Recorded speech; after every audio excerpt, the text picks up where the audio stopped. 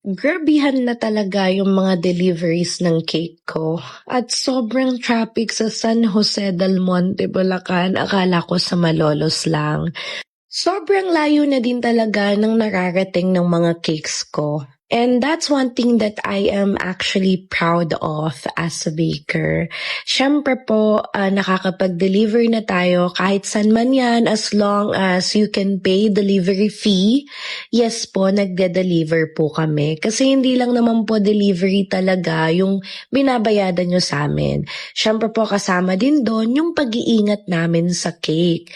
Unlike po kasi kapag magbubook lang tayo or something, normally wala naman silang pakialam or meron din naman like hindi kagaya ng how much we care for the cake to be delivered in good condition. Siyempre ayaw naman po namin na babalik sa amin yung cake kasi nga hindi siya naingatan ng maayos during transport.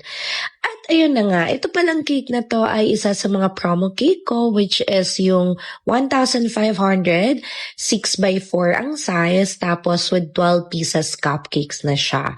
And lagi ko naman pong sinasabi sa inyo na kahit promo cake yan, hindi ko po tinitipid yung mga ginagamit kong ingredients dito.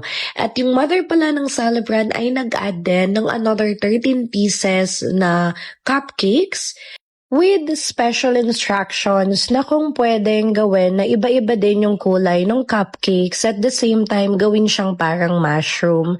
Dun pala sa part na yun, tinatry kong i-conceptualize kung paano ko gagawin at patayo yung mga letters.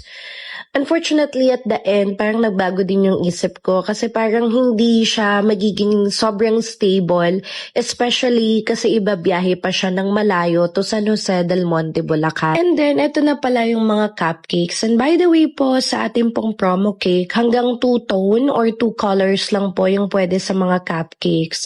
Kapag more than pa po dun yung required ng ating mga clients, ay nag-request din po ako ng additional fee for that. And ito pala yung finished look ng ating cake. As you can see, pahiga ko na siya ginawa, which is yung name ng ating celebrant. And I just wanna greet our celebrant, happiest birthday, John Edison. And thank you so much kay Mami for trusting Isla Biens. Thank you so much everyone for watching.